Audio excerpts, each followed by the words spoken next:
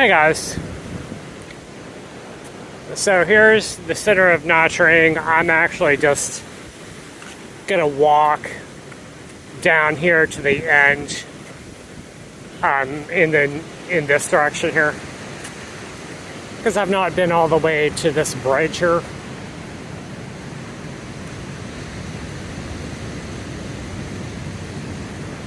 And we can see, you can see the weather today is kind of cloudy and kind of windy, so there's not a lot of people at the beach here. It's pretty quiet here. It's not like a big city. It's like kind of a medium-sized city. Now it's not as quiet as, say, Malacca, Malaysia, or over there in Montenegro. You know, Asia has more people than does Eastern Europe.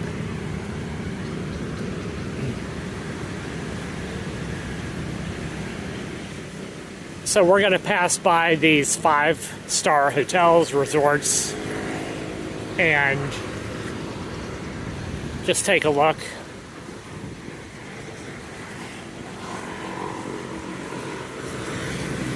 I like Nha Trang. I would definitely consider living here a little bit longer. The reason I'm leaving is because I have my 3 months are up. I've been in Vietnam since October 28th, 2023. Right, it's now January, January 18th or something. So I have to vacate the country after 90 days. I may come back. So I actually flew from Japan to Hanoi. And the reason I came to Hanoi, I had to have some dental work there. So that took a couple weeks, right? So I had to find a dentist, once I got a root canal there. And I had to wait a little while. They had some trouble with, doing the procedure there. It was just a complex tooth to work on, so that took quite a long time. So then after that, I went to Sapa. Everything was good with the dental work. It's just it's a lot cheaper here in Vietnam to get the dental work as opposed to getting it in Japan, right?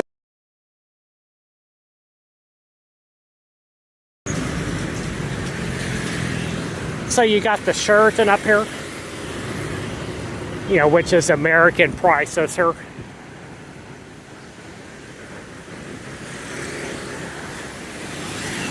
Let's go take a look at the beach here and just see if it's busy here.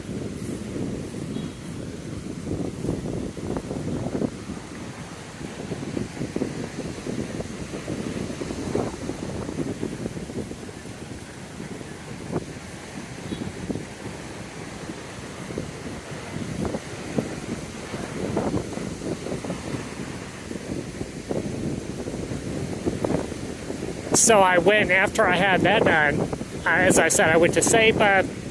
I think I spent about 2 weeks in Sapa, Vietnam. I was waiting to climb up Mount Fancy Pan.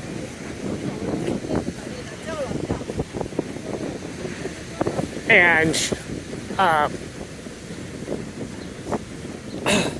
so got that done. When I climbed up Mount Fancy Pan, took the cable car back. After I got that done, I took a few days off, and then I took a bus down to Ninh Bình. Did some of the sites around Ninh Bình. Spent a couple days there. I took a bus, like an overnight bus to Da Nang. That was about 12 hours. That was kind of a long ride there. After that, I spent about a week in Da Nang, and then came to Nha Trang, which is much better weather here.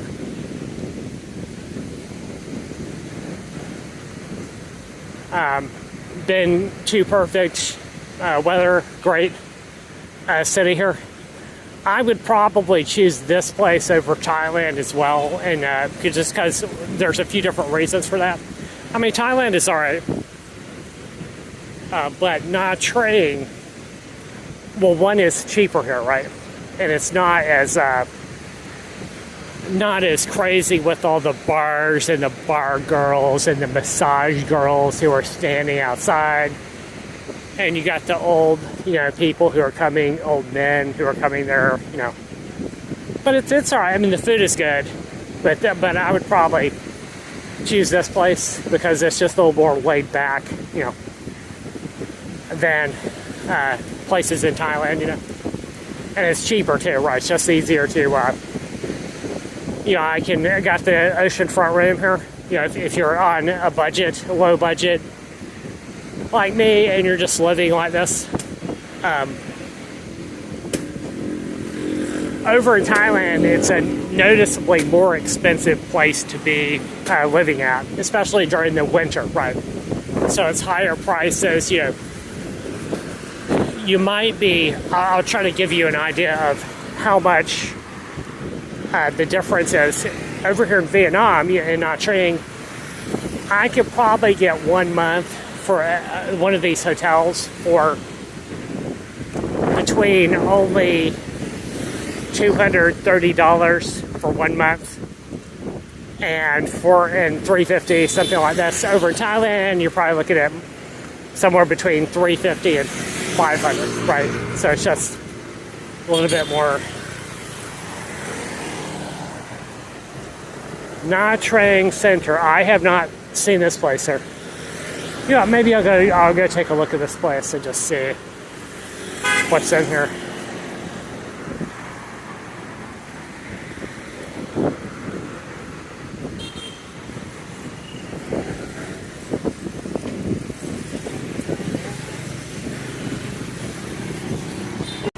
So here's another comparison for you.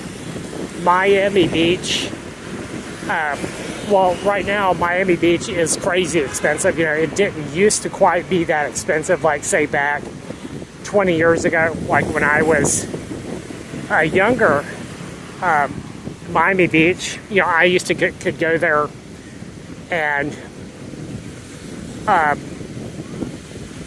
get myself a hotel room, come in, get a rental car, go for a week, come in below 1,000, But now it's just prices that are crazy, kind of like New York prices. So Miami Beach is probably going to be, 5 times as much as expensive as Nha Trang, And it's more, another difference there is it's not as hyped up, it's not as crazy. You got the nightlife, you got the Miami Beach girls, you got the Latin girls laying out in the sun there. Over here it's a little more laid back. It's not this crazy show off,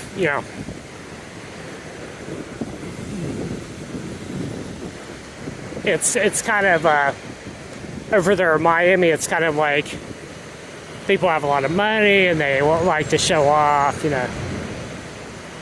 And you got all those restaurants along the Ocean Drive there. I mean, it's all right. It has its charms, But even nowadays, even for a youth hostel, you're probably not going to be able to get 1 week for less than $200 something. I actually just checked the prices there, and it used to be a lot cheaper.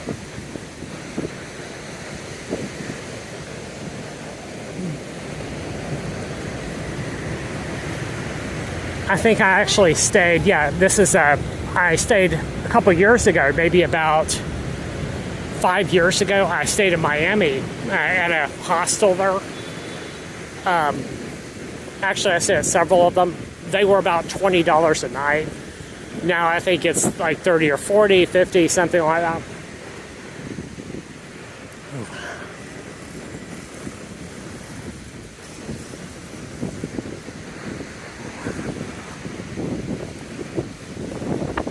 It's just kind of overhyped, overpriced,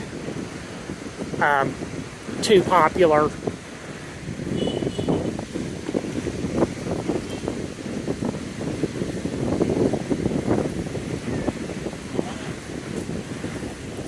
So down here, hardly anyone is around, just some local people.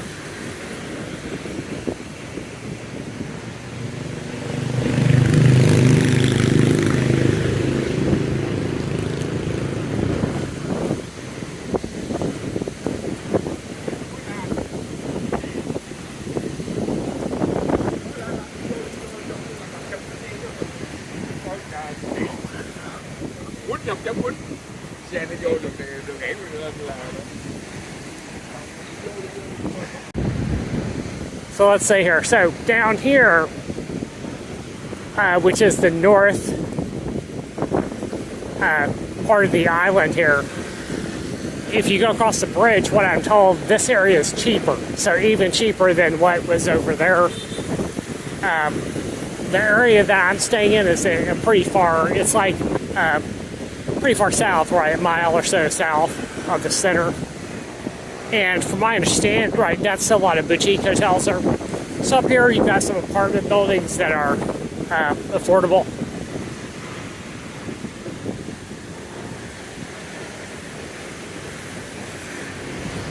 So we'll take a look at this. Maybe I might cross the bridge, maybe not. We'll see.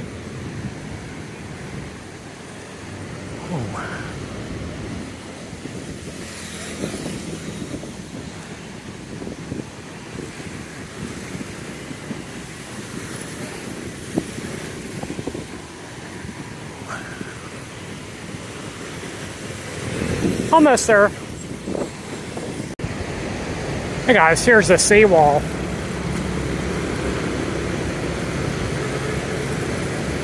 So I guess it's just to stop erosion or whatever.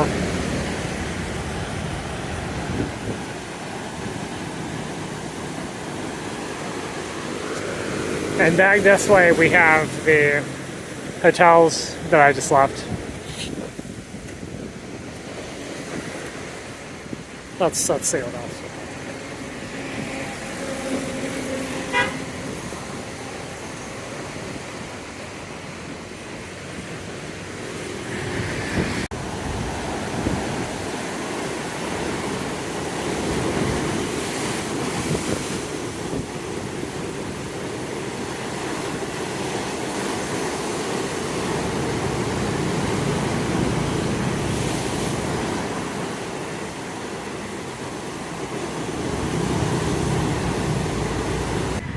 So check this out, guys. There's a bridge. I think maybe we can take a little walk further there and just at least check out the bridge here. And take a short photograph here going across there. This building over here, we got this huge building over here, way big apartment building here. So that's, a lot of people live there, I guess, or at least they own a condo there. And then I can see down the road here that there's a lot of development up here in the north as well.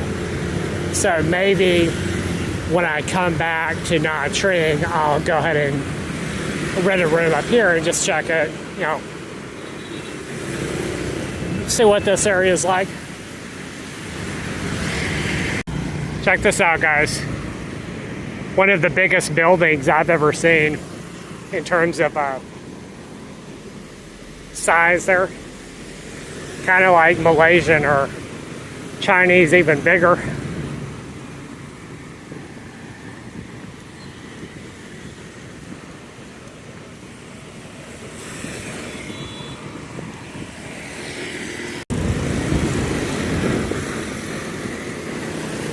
Nice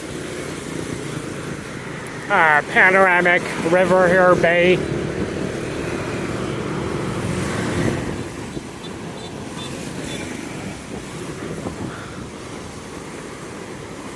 So I'm expecting that if I go north here, it's going to be a little bit quieter. Maybe I'll just, next time I come back to Nha Trang, I'll just rent a place straight away in the north and check it.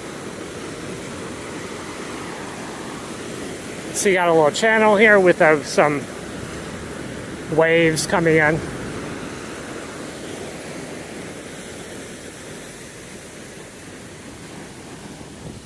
And we have another island over here. You got Pearl Island in that direction.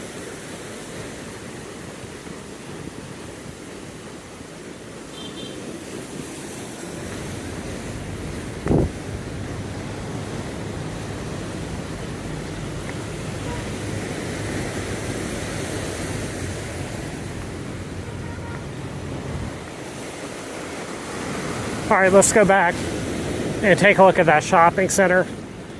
And then I'm gonna maybe hit the beach for a little bit and then go back to my room, make some travel arrangements. Gotta buy the train ticket, haven't bought it yet. I wasn't sure what day I'm gonna take the train, so I gotta figure that out. I think probably 2 days from now.